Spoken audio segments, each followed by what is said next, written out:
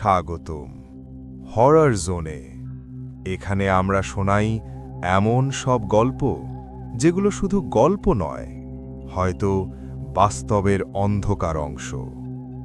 Light বন্ধ করুন, headphone লাগান, আর প্রস্তুত হন এমন এক যাত্রার জন্য যেখান থেকে সবাই ফিরে আসে না। আজকের গল্প একটি রহস্য, একটি দরজা, আর তার ওপাশে কি আছে তা জানলে হয়তো আজ রাতে আপনি ঘুমোতে পারবেন না। চলুন শুরু করা যাক। শহরের এক প্রান্তে পুরনো একটা টেলিফোন এক্সচেঞ্জ ছিল। বহু বছর আগে সেটি বন্ধ হয়ে গেছে। নতুন ডিজিটাল টাওয়ার আসার পর সেই ভবনটি আর ব্যবহার করা হয়নি। ধুলো, মাকড়সার জ্বালা আর অন্ধকারে ঢাকা পড়েছিল পুরো জায়গাটা। লোকেরা বলে মাঝরাতে ওই ভবনের ভেতর থেকে মাঝে মাঝে ফোন বেজে ওঠে, কিন্তু সেখানে তো কোনো লাইনই নেই। অভি একজন ইউটিউবার, ভৌতিক জায়গায় গিয়ে ভিডিও বানানো তার শখ। একদিন সে শুনল এই টেলিফোন এক্সচেঞ্জের গল্প। সে ঠিক করল এখানেই নতুন ভিডিও শ্যুট করবে। রাত প্রায় 11:30। ভবনের সামনে দাঁড়িয়ে আছে অভি। ভাঙা গেট ঠেলে ভেতরে ঢুকতেই একটা ঠান্ডা বাতাস তার গায়ে লাগলো। ভেতরে ঢুকে সে ক্যামেরা অন করল। দেয়ালগুলো কালো হয়ে গেছে, কোথাও কোথাও পুরনো তার ঝুলে আছে। একটা ঘরের কোণে দেখা গেল কয়েকটা পুরনো টেলিফোন সেট পড়ে আছে। অভি মজা করে একটা ফোন তুলে কানে ধরল। কোনো শব্দ নেই। সে ফোনটা রেখে দিল। ঠিক তখনই ট্রিং ট্রিং ট্রিং একটা ফোন বেজে উঠল। অভি চমকে উঠল। এখানে তো বিদ্যুৎই নেই। সে ধীরে ধীরে ফোনটার দিকে এগোলো।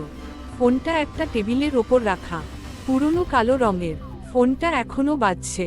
অভি একটু ভেবে ফোনটা রিসিভ করল। হ্যালো। ওপাশে কিছুক্ষণ চুপচাপ, তারপর খুব ধীরে একটা কণ্ঠস্বর শোনা গেল।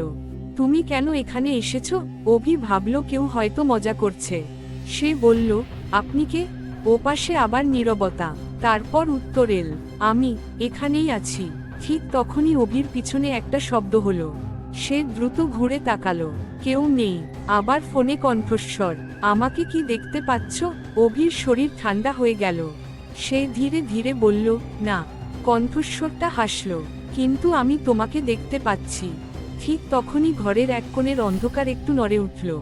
মনে হলো কেউ দাঁড়িয়ে আছে। অভি ক্যামেরা ঘুরিয়ে সেই দিকে ধরল। ক্যামেরার স্ক্রিনে পরিষ্কার দেখা গেল একটা মানুষের ছায়া, কিন্তু খালি চোখে সেখানে কিছু নেই। অভির হাত কাঁপতে শুরু করল। ফোনের ওপাশের কণ্ঠস্বর বলল, তুমি কি জানো এই জায়গায় কি হয়েছিল? অভি কোনো উত্তর দিল না। কণ্ঠস্বরটা নিজেই বলতে শুরু করল, অনেক বছর আগে এখানে একজন অপারেটর কাজ করত। নাম ছিল অমিত। এক রাতে একটা অদ্ভুত ফোন কল আসে। ওপাশ থেকে কেউ শুধু বলছিল, আমাকে বাঁচাও, আমাকে বাঁচাও। কিন্তু লাইনটা কোথা থেকে আসছে সেটা খুঁজে পাওয়া যাচ্ছিল না।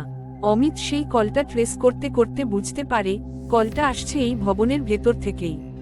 কিন্তু তখন রাত 3টা। ভবনে সে একাই ছিল। সে খুঁজতে বের হয়। তারপর সকালে লোকেরা এসে দেখে অমিত নেই।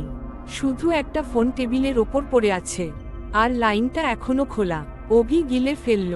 তারপর সে জিজ্ঞেস করল। ওপাশের কণ্ঠস্বর বলল, তারপর থেকে মাঝরাতে কেউ না কেউ এই ফোনটা ধরে। ঘরের আলো হঠাৎ নিভে গেল। অন্ধকারে শুধু ফোনের ছোট লাল বাতিটা জ্বলছে। কণ্ঠস্বরটা আবার বলল, আজ তুমি ধরেছ। অভি দ্রুত ফোনটা রেখে দিল। সে দৌড়ে দরজার দিকে গেল, কিন্তু দরজা বন্ধ। বাইরে থেকে যেন কেউ আটকে দিয়েছে। হঠাৎ ফোনটা আবার বেজে উঠল। ট্রিং ট্রিং। অভি ভয়ে তাকিয়ে রইল। ফোন নিজে থেকেই রিসিভ হয়ে গেল। স্পিকারের মতো আওয়াজ শোনা গেল, এবার তুমি কলটা ধরবে। অভি চিৎকার করল, না। কণ্ঠস্বরটা খুব শান্তভাবে বলল, সবাই প্রথমে না বলে। তারপর ঘরের অন্ধকার থেকে একটা ছায়া বেরিয়ে এল। ধীরে ধীরে মানুষের আকার নিল। মুখ দেখা যাচ্ছে না, শুধু দুটো ফাঁকা চোখ। ছায়াটা ফোনটার পাশে এসে দাঁড়ালো। তারপর বলল, আমি অমিত। অভির শরীর জমে গেল। ছায়াটা বলল, যেদিন আমি ফোনটা ধরেছিলাম সেদিনও কেউ একজন ফোন করেছিল। আজ সেই কলটা তোমার জন্য। ফোনের ওপাশে হঠাৎ একটা ভাঙা কণ্ঠস্বর শোনা গেল, আমাকে বাঁচাও। অভি বুঝতে পারল এই কণ্ঠটা তার নিজের। সে দৌড়াতে গেল। ঠিক তখনই চারপাশ অন্ধকার হয়ে গেল। পরের দিন সকালে কয়েকজন লোক ওই ভবনে ঢুকেছিল। ভেতরে একটা ক্যামেরা পড়েছিল। ক্যামেরা এখনো রেকর্ড করছিল। ভিডিওতে দেখা গেল অভি ফোন ধরে আছে।